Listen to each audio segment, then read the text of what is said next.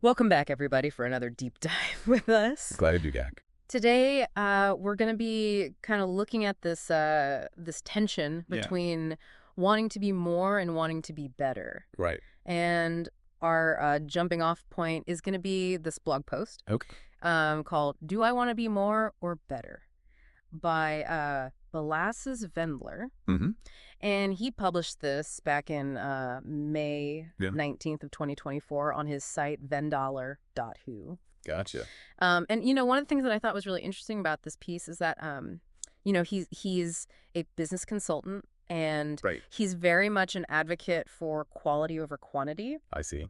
But he really talks about how he falls into that trap himself sometimes. Yeah, it's funny how we preach something, Yeah. but we don't always live up to it perfectly ourselves. Totally. And it's, even in the post, he's talking about how, his last piece went viral and he was thrilled, Yeah. all the likes and comments. But Right. then he kind of has this realization that's like, wait a minute, I'm out here, talking about quality in my business. Right. And yet I'm like stressing about the metrics of my writing. It's a fascinating paradox, isn't it? Yeah. Here's somebody who's built a career on this idea, and yet Yeah. he still feels the pull of those likes and comments and those external Cool. markers of validation. It's almost like we're hardwired to want more, I think we are. even when we know it's Yeah. not always better. Absolutely. And so I guess I'd even ask, you, listener, Yeah. have you ever felt that in your own life? Like where you're striving for maybe these external markers of success, There. but deep down you kind of value something different? Absolutely. I think that's a struggle that a lot of us face. Yeah. This desire for more is so deeply ingrained in our culture. Yeah. And it's not just about online metrics either. Yeah. The author talks about wanting more friends, more money, more achievements. Totally.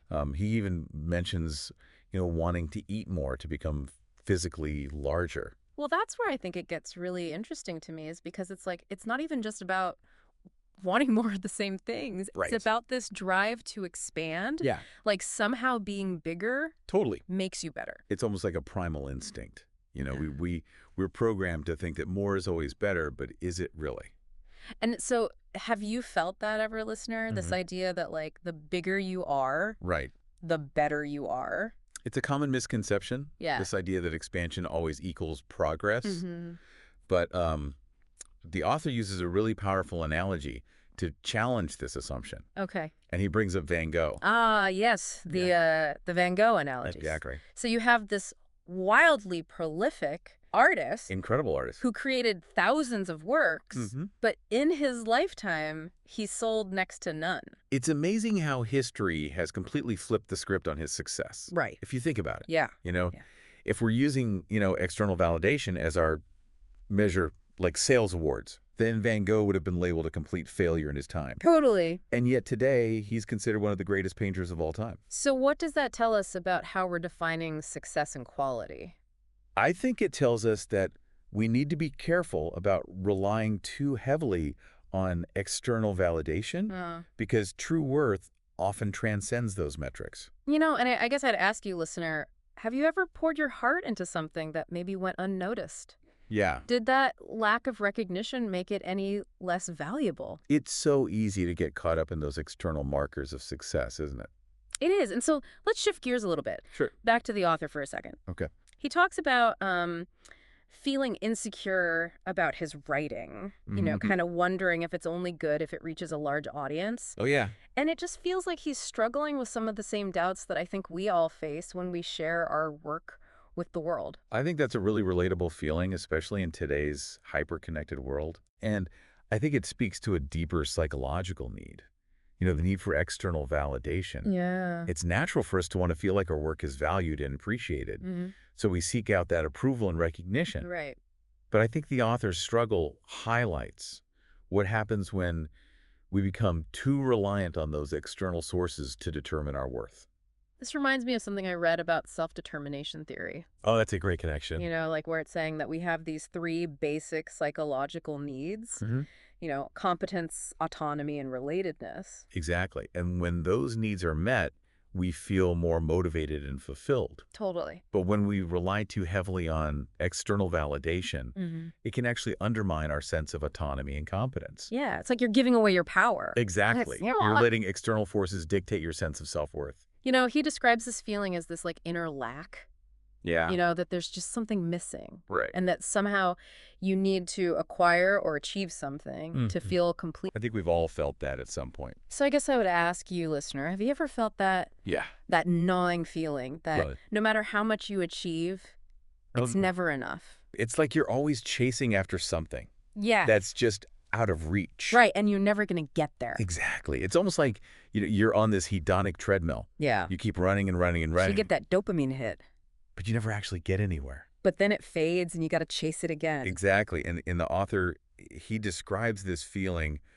of seeking but never finding Yeah. as being like a branch swaying in the wind. I love that. Right. That's so visual. And it just captures that sense of, being pulled in different directions. Yeah. Always searching for that stable point. Constantly seeking external validation. Yeah. And you never quite finding it It never sticks. because it's fleeting. And so then you just keep It's unreliable. chasing it. Yeah. And I think in that chase, we often lose sight of what truly matters. What's that? The intrinsic satisfaction Oh. that comes from pursuing our own values and passions. So it's not just about accumulating more. It's Yeah. about being better. Yeah, it's about aligning ourselves with what's truly meaningful, Okay. becoming better versions of ourselves. Oh, so how do we do that? Well, I think it starts with cultivating that inner compass, Okay. that sense of purpose Mm-hmm. that guides our actions and choices. Regardless of what other people think. Exactly, independent of those external pressures. But that's easier said than done. Oh, absolutely. Like it's a lifelong practice. We are constantly bombarded We are. with messages telling us to do more, be more, have more. All the time. It's like we're swimming upstream. It's exhausting. Yeah, and it can be really discouraging. But speaking of swimming upstream, the author talks about finding solace in the act of creation itself, Yeah. regardless of the outcome. He's talking about that flow state, right? And he's really shifted his focus from, external validation to just like the joy of writing. Right, and that's a powerful shift in perspective. It's like he's found that stable point, finally. Yeah, he's grounded. Yeah. He's found that sense of inner peace that allows him to create. Without needing everyone to tell him it's good. Exactly. Without that constant need for approval. And so I guess I'd ask you, listener, what activities bring you that sense of pure joy? What do you do just for the love of it? Without any expectation of external reward. Think about those activities Mm-hmm. and consider how you can make more space for them in your life. Because those are the things that feed your soul. Absolutely. Right? Those are the things that connect you to your authentic self. And isn't that where true fulfillment lies? I think so. Not in this relentless pursuit of more, Right. but in the appreciation of what we have Mm. and the joy of just being. It's about embracing the journey, Yeah. not just chasing after the destination. Not the outcome. Yeah. So it's like we're choosing to be the tree firmly rooted in the ground rather than the branch, just like flocking around in the wind. Yeah, that's a beautiful way to put it. We're still growing Of course. and evolving, Always. but it's from this place of like stability and inner strength Right. and not that frantic need to be something more. Yeah. And that kind of groundedness allows for a different kind of growth, I think. Yeah. It's not about accumulating more or achieving more. Yeah. It's about becoming more aligned with who we are at our core. How do we actually put that into practice? It's a good question. Like, it's one thing to sit here and talk about it, Right. intrinsic motivation and finding contentment in the journey. Another thing to live it. But then you step outside. Yeah. And the world's telling you need more, more. All the time. So how do we bridge that gap? I think it starts with awareness. Okay. Just noticing those moments when we get swept up in that feeling of never enough. That constant striving for something just beyond our grasp. Like that next dopamine hit, Yeah, exactly. that it always fades. And then we need another one. Right. And so I think once we become aware of those patterns, Okay. we can start to gently shift our focus back to the present moment, Okay. to the things that truly bring us joy and a sense of purpose. And what does that look like? Well, I think it looks different for everyone. Okay. For some people, it might be spending time in nature. Yeah. For others, it might be creating art or music. Mm-hmm. For others, it might be connecting with loved ones. So it's about identifying what lights you up. Exactly. What are those activities that nourish your soul, Mm-hmm. that make you feel truly alive? And then making space for that. Yeah. And maybe it's about releasing that grip on external validation Okay. and defining success on our own terms. Based on what actually matters to us. Absolutely, based on our values. As we kind of wrap up our deep dive here, Yeah. I want to leave you with this thought. If Balaz, the author of our source material, found contentment in writing simply for himself, imagine the possibilities that open up when we all embrace the activities that bring us joy just for the joy of it. What a wonderful thought. So until next time. Thanks for joining us, Adam.